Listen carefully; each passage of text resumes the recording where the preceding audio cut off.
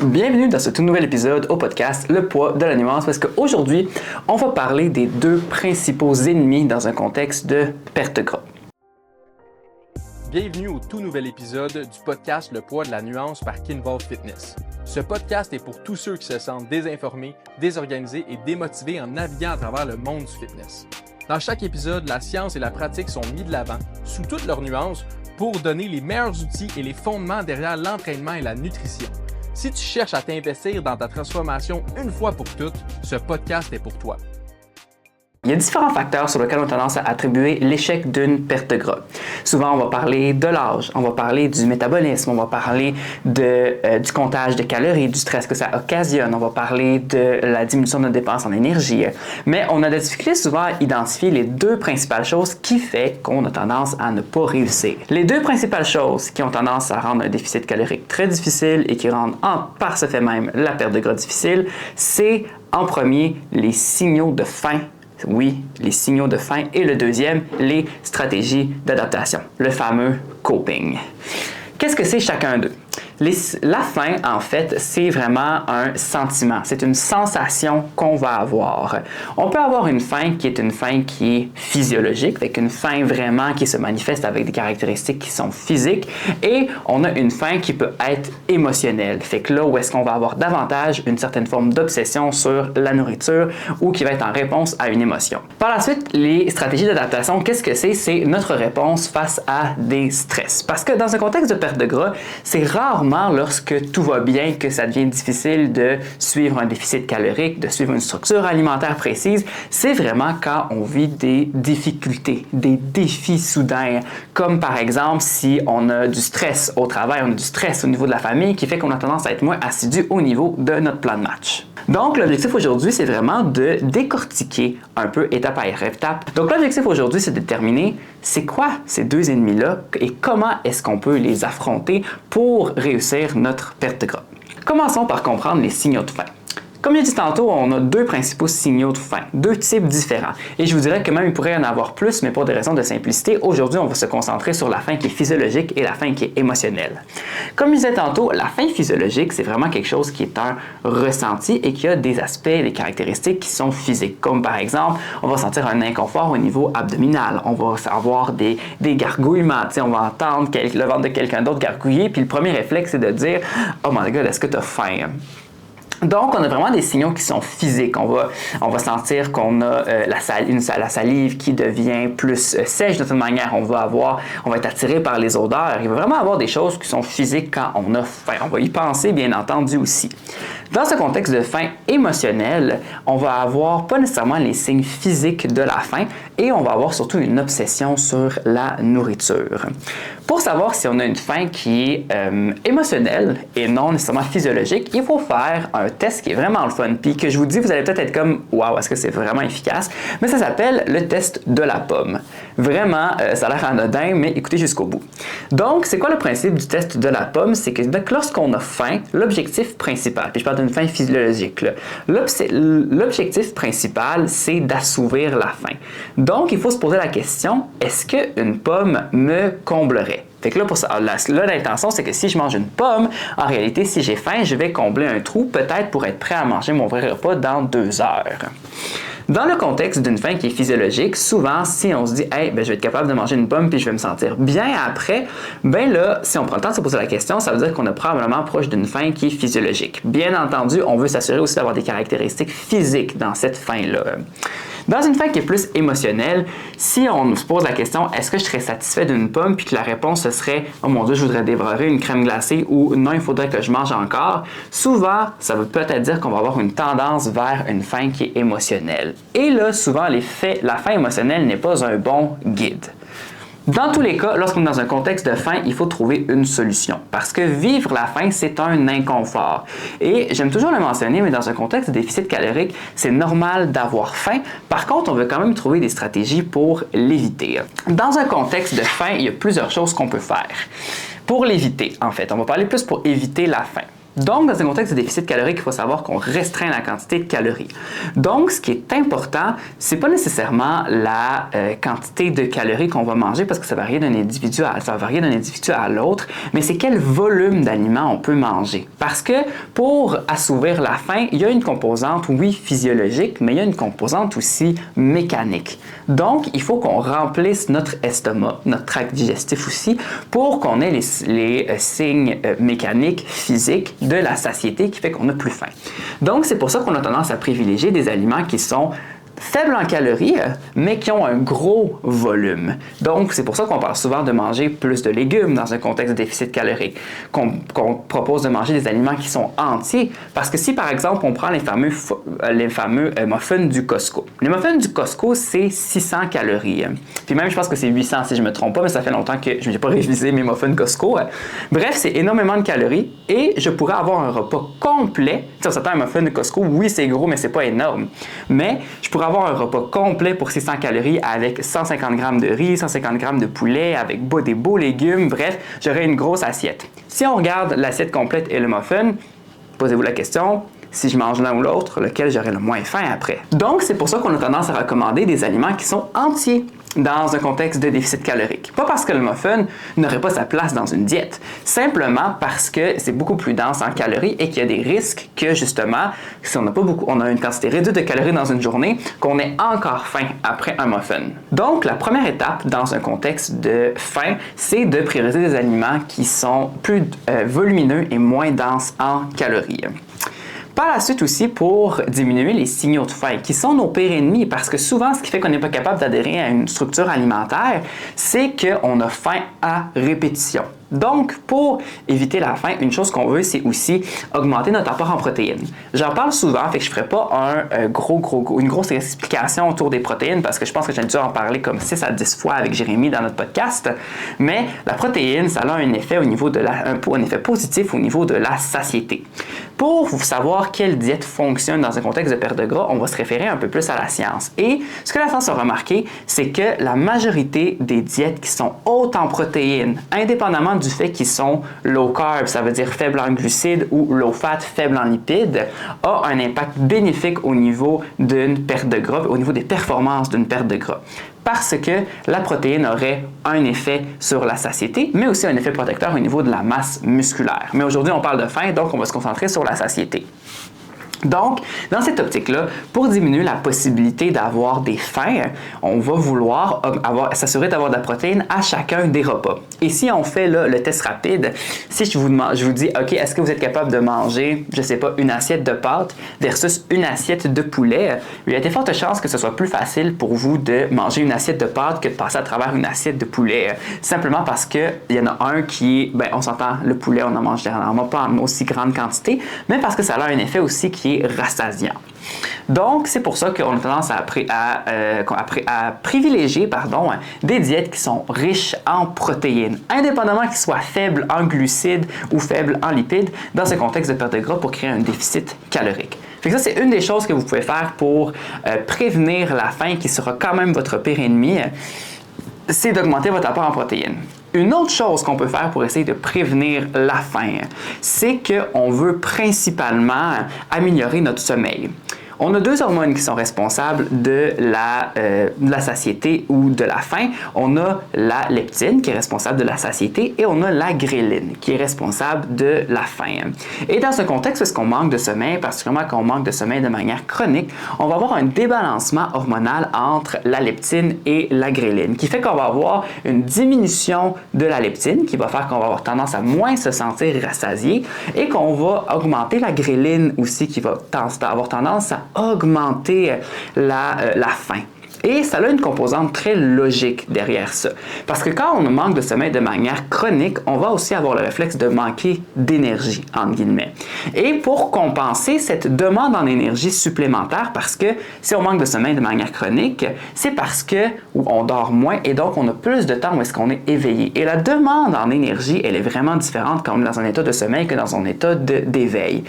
Et donc, pour compenser cette demande en énergie supplémentaire d'état d'éveil, notre corps corps va vouloir envoyer des signaux de faim parce que si je ne peux pas obtenir cette énergie-là de mon corps, ben, je vais aller la chercher dans les aliments, ce qui est logique pour augmenter la faim. Donc, pour revenir à l'objectif de ce podcast, l'intérêt pour prévenir la faim, c'est d'avoir un sommeil de qualité. Et pour ça, on doit avoir un sommeil environ entre 7 et 8 heures. Parce que c'est ce qui est en ce moment étudié, puis oui, il y a des variances interindividuelles, mais parce qu'en ce moment, avoir un sommeil de 7 à 8 heures, c'est ce qui est considéré comme avoir un sommeil qui est optimal et équilibré. Dans ce contexte de perte de gras, c'est super important aussi d'avoir cette base-là, parce que vous auriez beau avoir une alimentation parfaite, là, si vous êtes toujours confronté à la faim et à un manque de sommeil, à un manque d'énergie, à un moment donné, dans votre parcours, vous allez avoir de la difficulté à adhérer à une structure alimentaire. Le dernier point que je vais aborder là, pour la faim, c'est que c'est aussi ce qui arrive dans un contexte parce qu'on entend souvent « je ne mange pas beaucoup et pourtant je n'arrive pas à perdre du poids ». Souvent, il y a deux choses qui arrivent. Soit on mange moins et on mange des aliments qui sont très denses en calories et qu'on n'est pas en déficit, ou on mange pendant certaines journées très peu d'aliments. Par contre, ou à certains repas, par exemple au déjeuner ou au dîner, on va manger très peu d'aliments et on va compenser dans d'autres repas parce que justement, c'est comme un cercle vicieux. On va avoir moins mangé le matin, on va avoir plus faim le soir, puis là on va se dire hey, on va prendre 2 portions parce que j'ai moins mangé le matin. Fait que ça, c'est une réalité qui arrive. Donc, c'est important d'avoir aussi des repas qui sont réguliers parce que justement, on va prévenir la faim. Et c'est pour ça qu'aussi, on ne recommande pas le fait de sauter des repas parce que dans ce contexte-là, on justement ne sera pas capable de nécessairement prévenir la faim. Parce que si je décide de sauter un repas parce que, entre guillemets, ça aide mon objectif, ben ça l'aide pas à la faim qui va venir juste après. Justement aussi, j'allais oublier, on dirait que j'arrête pas de rajouter des points par rapport à la faim. C'est aussi important d'avoir un bon taux d'hydratation parce que parfois, la faim et la soif, ça peut être confondu. Donc, parfois, on va se dire « Hey, j'ai faim, mais en réalité, je suis juste déshydraté. » Donc, faites attention aussi de rester bien hydraté. Avant qu'on continue, j'ai un petit service à te demander. Si tu aimes ce genre de contenu, laisse un like ou un 5 étoiles, puis partage avec un ami qui pourrait bénéficier de ce genre d'informations-là.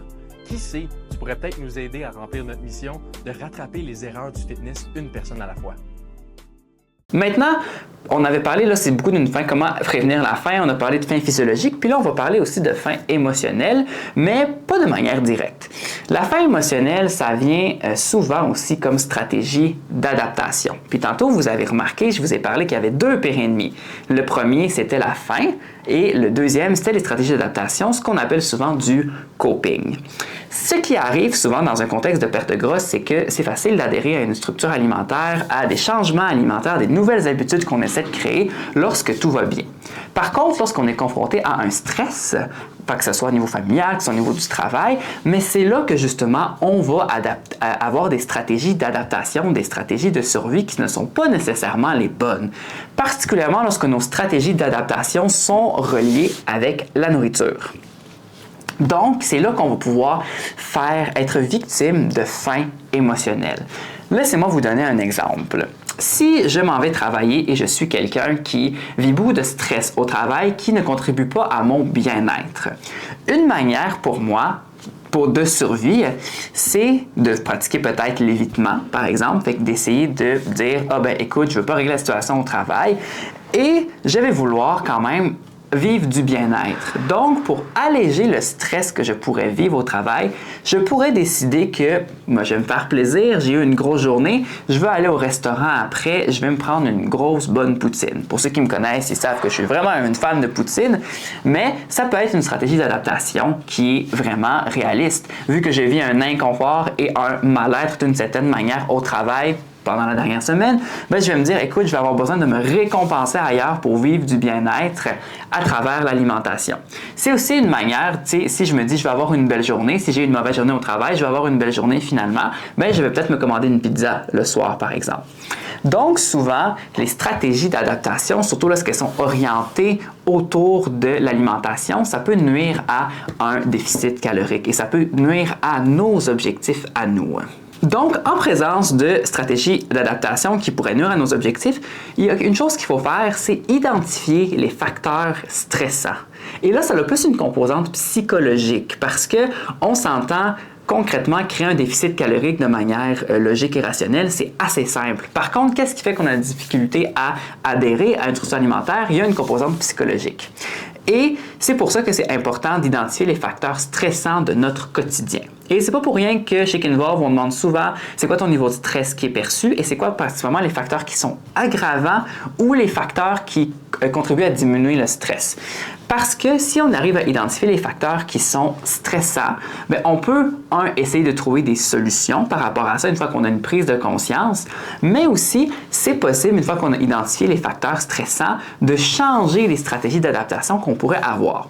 Un exemple qui arrive souvent, par exemple, j'ai quelqu'un qui avait de la difficulté au travail parce qu'elle se sentait tout le temps surchargée. Et elle, sa principale stratégie d'adaptation, c'était de vouloir toujours manger un cornet de crème glacée sur l'heure du midi. Fun things. Donc, au lieu d'avoir ce qu'on a essayé de faire, c'est qu'on s'est dit, OK, là, ton stress est beaucoup lié à ton travail. Est-ce qu'il y a quelque chose qu'on peut faire pour améliorer justement ta charge de travail? Comme par exemple, communiquer avec un gestionnaire, voir s'il pouvait avoir de l'assistance et voir si on pouvait justement éliminer le facteur qui était stressant. Elle a été capable, cette personne-là, d'avoir justement de l'aide, mais par contre, il allait avoir un délai avant que ça arrive. Donc, il fallait maintenant qu'on allait peut-être avoir une solution dans le futur, il fallait quand même trouver comment on pouvait changer le facteur qui est stressant et la réponse qui était à ça, qui était la stratégie d'adaptation. Donc, ce qu'on s'est entendu, c'est qu'à la place de manger de la crème glacée, par exemple, on s'est dit, qu'est-ce que tu en penses si tu écoutes un épisode Netflix sur ton heure de dîner à la place? Comme ça, on va chercher le plaisir ailleurs. On s'entend, ça a l'air facile de dire ça comme ça. Pour la cliente, ça a fonctionné. Par contre, on est tous différents, on a tous besoin de changer des stratégies d'adaptation.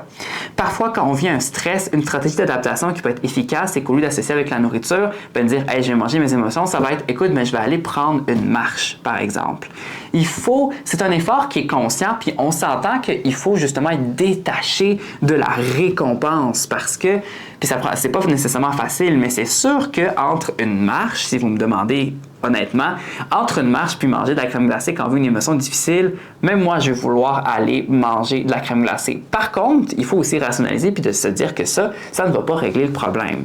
Alors, dans tous les cas, est-ce que je peux choisir une option qui est bien pour moi, une option qui est justement qui nuit à mon objectif? Eh bien, ce serait intéressant d'essayer d'aller vers la marche. Encore une fois, je ne dis pas que c'est simple. Le but, c'est vraiment que vous soyez capable de réaliser qu'on a tous des stratégies d'adaptation face à des facteurs stressants et que c'est super important de les identifier. Donc, pour résumer, il y a 3 choses qu'on doit faire avec les stratégies d'adaptation. Premièrement, on veut être capable de les identifier pour voir s'il y a des possibilités de les régler. Une fois qu'on a une prise de conscience, c'est beaucoup plus facile d'intervenir. Deuxièmement, on veut changer la stratégie d'adaptation lorsqu'elle est liée à la nourriture parce que ça peut nuire à nos objectifs dans un contexte de perte de gras. Et troisième point qu'il faut savoir, c'est que ça demande un effort qui est constant et c'est une compétence qui se développe. Ce n'est pas nécessairement facile, mais il faut le pratiquer, cet effort-là constant de dire « OK, mais je ne vais pas me tourner vers la nourriture, mais je vais me tourner vers autre chose pour mon objectif. » J'espère que ça vous a aidé un peu à identifier c'est quoi vos 2 principaux pires ennemis, soit la faim et les stratégies d'adaptation. Et je pourrais vous dire qu'environ 90% de ce qu'on fait, qu'on n'est pas capable de suivre un plan ou une structure alimentaire, c'est souvent par rapport à ces 2 points-là. C'est pas par rapport au métabolisme qui est rendu plus bas, c'est pas par rapport à l'âge, par exemple. C'est pas par rapport au sexe. C'est vraiment par rapport à l'adhésion à une structure. Et aussi à quel point est-ce qu'on est capable d'être honnête envers soi-même d'une certaine manière et de vraiment identifier les problèmes qui sont sous-jacents, principalement les facteurs stressants. Donc, souvent, c'est facile de se dire « Ah, mais c'est le métabolisme qui est baissé. » C'est facile de se dire que c'est parce qu'il y a X facteur qui est arrivé. Mais généralement, vos 2 pires ennemis, ça va quand même au final être la faim que vous avez ressenti puis qui vous a créé de l'inconfort et comment est-ce que vous répondez à différents facteurs stressants. Maintenant, une chose qui arrive souvent, c'est de se demander « Mais pourquoi est-ce que c'est difficile pour moi? » Et c'est facile pour d'autres personnes.